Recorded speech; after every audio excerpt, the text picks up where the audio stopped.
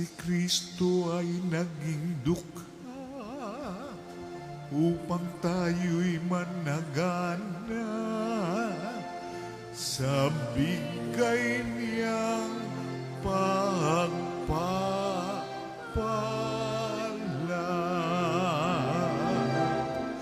Alleluia, alleluia.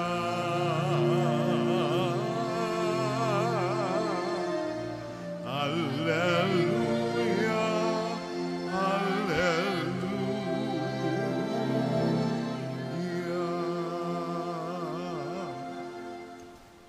Sumainyo ang Panginoon. At sumayo rin. Ang mabuting balita ng Panginoon ayon kay San Mateo.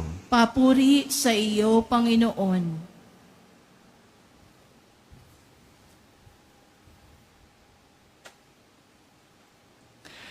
Noong panahong iyon, sinabi ni Jesus sa kanyang mga alagad, "Sinasabi ko sa inyo, napakahirap mapabilang ang mayayaman sa mga pinaghaharian ng Diyos.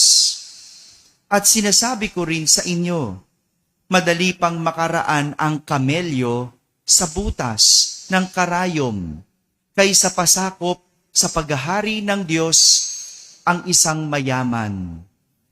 Nagtaka ang mga alagad nang marinig ito, kaya't naitanong nila, "Kung gayon, sino po ang maliligtas?"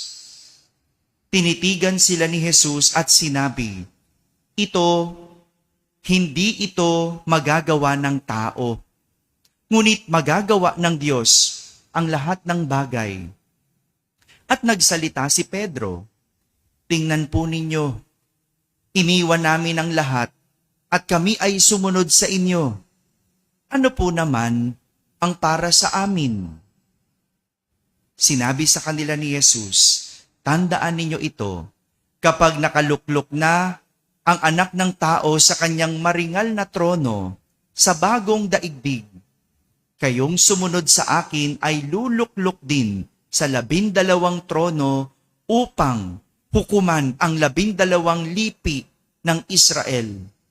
At ang sino mang magtiis na iwan ang tahanan, mga kapatid na lalaki at babae, ama, ina, mga anak o mga lupain alang-alang sa akin ay tatanggap ng makasandaang ibayo at pagkakalooban ng buhay na walang hanggan.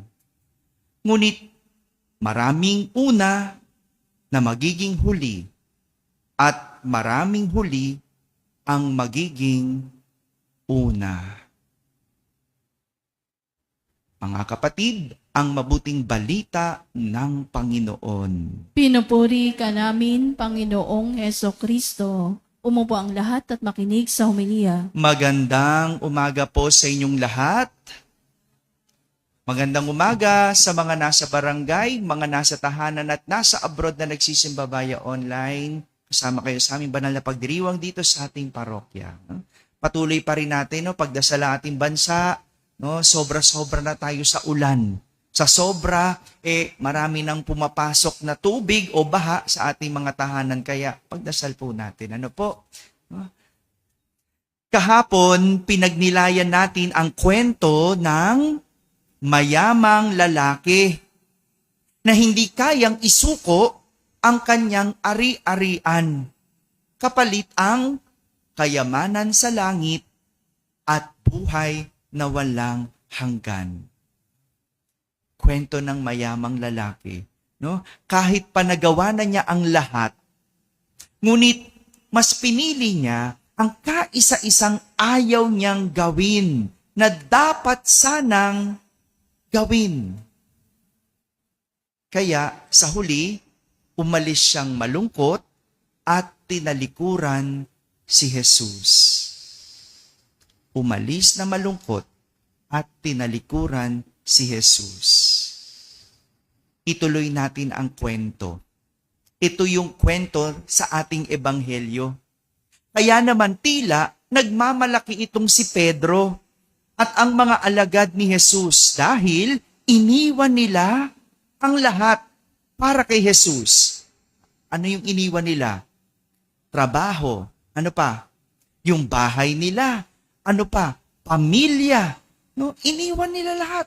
At sumunod sila kay Jesus. Ibinigay na nila ang kanilang lahat ng oras, pati buhay para kay Jesus. Well, hindi naman pa talaga buhay, no? Kasi buhay pa sila, no? Kung sinabi mong ibibigay mo yung buhay, kailangan mo munang mamatay, no? Kaya hindi naman talaga technically binigay yung buhay. Binigay lang yung oras. Binigay lang yung panahon. Binigay lang yung talento, galing, talino, lahat, no? Ganon. Kaya naman, ang tanong ni Pedro kay Jesus, ano naman ang sa amin? Ano naman ang sa amin? Para bang sinasabi ni Pedro, kami pinagpalit namin ang lahat para sa'yo. Di tulad nung mayamang lalaki.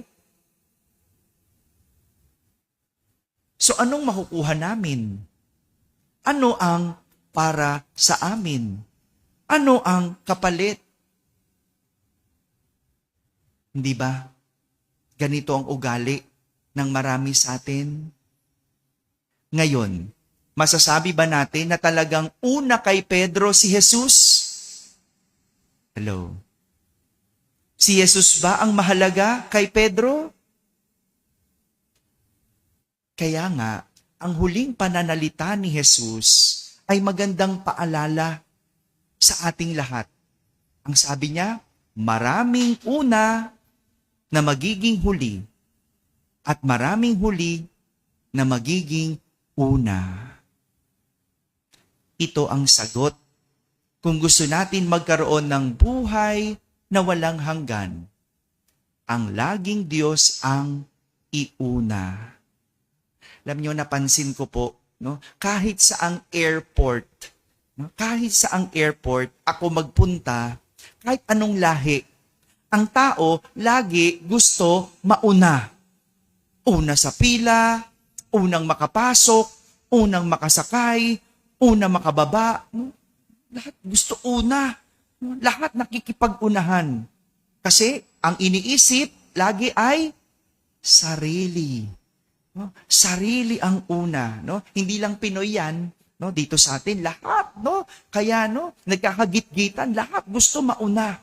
No? Yung motor makakita lang ng kaunti, no? Kahit gahibla ng buhok na butas, susuot, 'di ba? Gusto mauna, ayaw mag-intay, no? Stop pa nga, gusto tumawid na.